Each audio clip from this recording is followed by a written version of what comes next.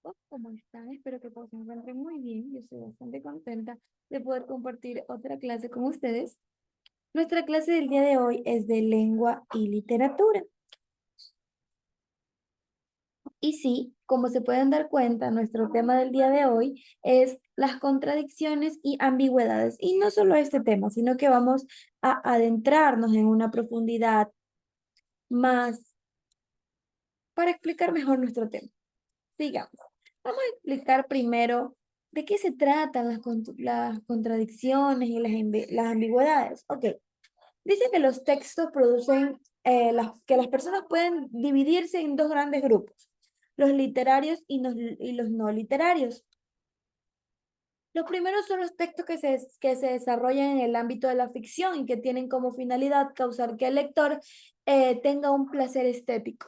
Los segundos, en cambio, se desarrollan en el ámbito de expresar o informar algo. El autor tiene un texto literario que procura que su mensaje llegue de una manera más bella, más linda, mejor presentada al lector, mientras que el autor de un texto no literario espera que su mensaje llegue al lector de una manera clara y efectiva. No importa si es como un enunciado un poco tosco, pero tiene que llegar de una manera clara y efectiva. De este modo, encontraremos que algunos elementos de la lengua son ideales para los textos literarios, porque embellecen la expresión para una mejor lectura y los autores una mejor comprensión. Entonces, hablemos de la contradicción en sí. La contradicción y la ambigüedad pueden ser recursos de lengua muy útiles para expresar sentimientos complejos como el amor, la tristeza, pero en el caso de que utilicemos la lengua para informar sobre algo, el lector tiene que tener un texto científico. Por ejemplo, la contradicción y la ambigüedad entorpecerían el proceso de comunicación si se dan al mismo tiempo, ya que uno busca vamos a darles un ejemplo, que el enunciado sea sobre algún asesinato y el primero de la contradicción va a decir murió asesinado y el de la ambigüedad va a decir falleció de la manera más bella. Entonces va a decir murió feo o murió bonito, ¿cómo es? Entonces ahí se viene la contradicción y la ambigüedad. Tenemos que saber que el adjetivo es una categoría verbal que califica o determina el sustantivo. Por lo tanto, un adjetivo jamás calificará de ninguna manera al sustantivo. Todo resulta un poquito confuso, pero a fin de cuentas esto es la contradicción. De esto estamos hablando, de la contradicción. Una afirmación y una negación, uno que se opone a otra y recíprocamente se construye. Ahora vamos a hablar de la ambigüedad. Cuando decimos que un enunciado es ambiguo, nos referimos a su significado. No es claro que pueda interpretarse de varias maneras. Sin embargo, a diferencia de la contradicción, la ambigüedad no solo se basa en el texto, sino que el autor tiene sus propias palabras dentro de ello. Es decir, el autor le pone corazón y vida a su enunciado, su texto. La ambigüedad puede surgir también en casos como en este tipo de oraciones que les voy a explicar. Ok, el ejemplo dice, ¿has visto el nuevo barco que han puesto en la calle? Esto en ambigüedad sería, no queda claro si han puesto un asiento o una institución financiera, porque quiere decir, a ver, pusieron un banco de sacar dinero o un banco para sentarse. Otro ejemplo, Mónica está enojada con Sofía porque es muy temperamental. ¿Quién es temperamental? ¿Mónica o Sofía? No nos explican de la manera correcta esto, pero así es la ambigüedad propia del lenguaje, que debe ser un poquito confusa al momento, pero es bastante interesante de aprender. Y ahora, chicos, nos vamos con un video para que entendamos un poquito mejor esto. Listo, ya les voy a compartir la pantalla del video en YouTube. Listo. Ahora sí, chicos, presten mucha atención a este video que es muy interesante. Trata este video educativo donde te queremos explicar dos temas fundamentales que se utilizan en la vida cotidiana como en la educación, que son los temas sobre la contradicción y la ambigüedad. Las contradicciones y las ambigüedades son recursos de la lengua muy valiosos que sirven para entender ciertas oraciones y darle sentido sobre un tema específico. El primer tema a tratar es ¿qué son las contradicciones? Las contradicciones surgen del latín contradictio, que puede traducirse como acción y efecto de decir algo que está en contra. Además, una contradicción se produce cuando afirmamos algo totalmente diferente y opuesto a lo expresado sobre la misma cuestión con anterioridad. A continuación, vamos a ver ejemplos de contradicciones que se utilizan en el ámbito educativo como en la vida cotidiana. Para entender mejor a la contradicción es importante ver algunos ejemplos que se utilizan o que se encuentran en el ámbito educativo y en la vida cotidiana. En este primer ejemplo, Juan está vivo y Juan está muerto son dos oraciones. Entonces, nos ponemos a pensar cómo una misma persona puede estar viva o muerta al mismo tiempo. En conclusión, se puede observar que estas dos oraciones son contradictorias, siempre que se refieran al mismo individuo, porque no es igual o compatible afirmar que en estas dos oraciones Juan esté vivo o esté muerto, ya que esta persona debería estar viva o muerta, pero no viva y muerta de manera simultánea. Por lo tanto, se llegó a esta conclusión que estas dos proposiciones se invalidan entre sí. Otros ejemplos de contradicciones son los siguientes. El primer ejemplo, hay mucha neblina y excelente visibilidad. Aquí podemos encontrar esta contradicción de que si existe mucha neblina no se puede obtener una buena visibilidad. El siguiente ejemplo, no es caro, cuesta mucho dinero. Y el tercer ejemplo, te estoy viendo pero no te veo.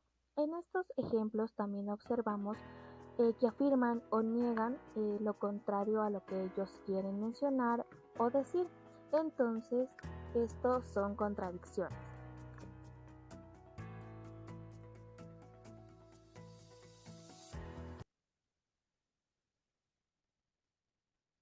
Y así es, chicos, como pudimos darnos cuenta, vemos que hay bastantes contradicciones. Es muy interesante esta frase que pusieron en, en el video que decía, te veo pero no te veo. ¿De qué se habrá querido referir? Yo me pregunto, y supongo que ustedes también se preguntan lo mismo, pero de eso se tratan las contradicciones. De a veces que podríamos decir que son cosas un poquito absurdas. Ok, chicos. Y las ambigüedades, como se pudieron dar cuenta, vendrían haciendo cosas un poco más hermosas, un poco más poéticas, por así decirlo, y que se entienda mejor. Ahora sí, chicos, vamos a volver a presentar las diapositivas. Ya vimos el video. ¿Listo? Listo, chicos. Ahora sí, sigamos compartiendo nuestras diapositivas. Ya vimos nuestro video. Ahora vamos a ver el ensayo argumentativo, que como les dije, tenemos que ver varias cosas el día de hoy. ¿Y qué queremos decir con el ensayo argumentativo? El ensayo argumentativo o el texto argumentativo tiene como finalidad defender una opinión, hecho, idea o valor y convencer al lector que adopte un determinado punto de vista. Para ello, el autor aporta razones o pruebas que apoyen y defienden su postura o el planteamiento de su tesis. El ensayo argumentativo tiene tres requisitos que son fundamentales. Sin esto no puede existir el ensayo argumentativo. La primera es la selección de un tema de interés. La segunda, una posición frente al tema, o sea, una opinión. La tercera son los argumentos que sustenten su punto de vista, es decir, tienen que tener un argumento válido, no que sean solo palabras, que tengan palabras y hechos.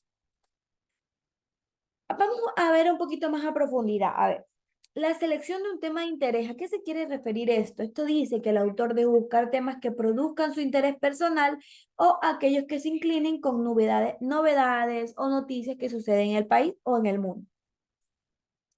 Con una postura frente al tema, ¿qué se refiere con esto? Una posición o postura frente al tema. el autor escribe un ensayo argumentativo que ha escogido y para ello un argumento de interés, que sea de interés y seguramente tiene una opinión sobre el tema, es decir, que el autor estará a favor o en contra de algo de lo que él se está expresando y podrá expresarlo libremente. En cuanto a los argumentos son razonamientos que sirven para justificar una opinión en un ensayo argumentativo. Es recomendable expresar argumentos que apoyen al autor para que así ellos lo puedan exponer, explicar de la manera adecuada y que sobre todo sea verídica la información. Ahora, chicos, yo me pregunto la estructura del ensayo argumentativo. Vamos a ver la estructura del ensayo argumentativo para verlo más a profundidad y que lo entendamos mucho mejor. Estos textos, estos párrafos argumentativos suelen constar de 3 partes. La tesis es la idea u opinión que se pretende demostrar. Tenemos como ejemplo, el uso del celular entre los jóvenes puede derivar dependencia. En la argumentación se aportan datos claros, hechos o razonamientos que demuestren la idea defendida en relación con el ejemplo anterior. Ahora vamos con el ejemplo de la argumentación que vendría siendo el análisis de los patrones de uso del celular entre los jóvenes y sus consecuencias. Estrés, falta de atención, ansiedad, desconcentración. Sí, sí ven cómo se van entrelazando. Ahora, la conclusión es la parte del texto en que el autor con datos y razonamiento confirma su tesis. Vamos a decir, el ejemplo, existe peligro de adicción al celular entre los adolescentes. Él está confirmando que todo esto existe y es peligroso. A veces se propone una solución lógica en el ejemplo que los jóvenes deben usar el celular bajo normas de supervisión, es decir, con los jóvenes nos referimos a los niños más pequeños o a los adolescentes hasta 12 años.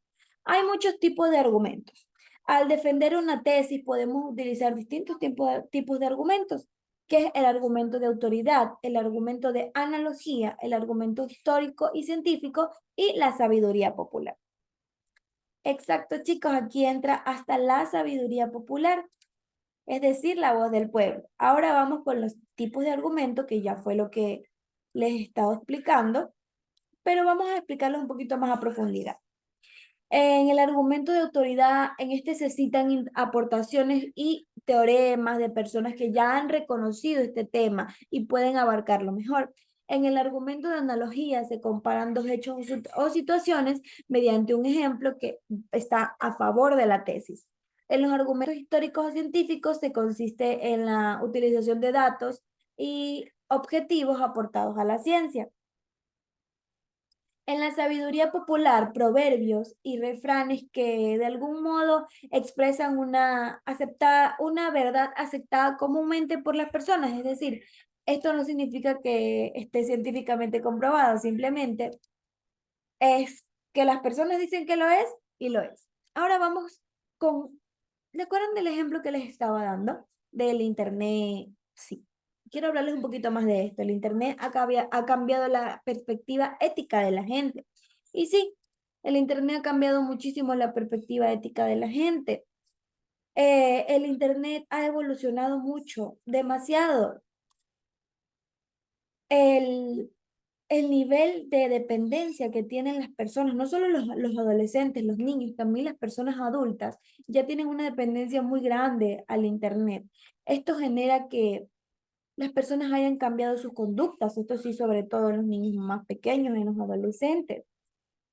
Los niños ya no juegan afuera de las calles o en el parque como antes. Ahora ustedes pueden darse cuenta que ven a un niño de 1 año y ya tiene un celular, una tableta en sus manos, cosa que no debe ser así. También en las personas adultas dice, ay no, yo no quiero cocinar, yo no quiero nada, y se quedan en el teléfono, en la tablet por mucho tiempo. El internet es de gran ayuda, chicos, pero eso es una ayuda, no es para que se nos haga la vida totalmente fácil, es lo que hablamos con la inteligencia artificial. La inteligencia artificial es una ayuda, pero no significa que debamos depender de ella. Tenemos alguna tarea, ay, yo no me ocupo porque me la voy a hacer y copiar y pegar en ChatGPT. No, chicos, ustedes se están quedando sin aprendizaje de verdad. Así que yo les recomiendo que si tienen alguna tarea, sí, pueden usar inteligencia artificial, pero úsenla para su bien, para su beneficio. Ok, si esto dice, entonces yo voy a hacer una reflexión con mis propias palabras. Y eso es todo por la clase del día de hoy, chicos. Mucho gusto de estar otra clase con ustedes. Nos vemos en la próxima clase. Cuídense mucho.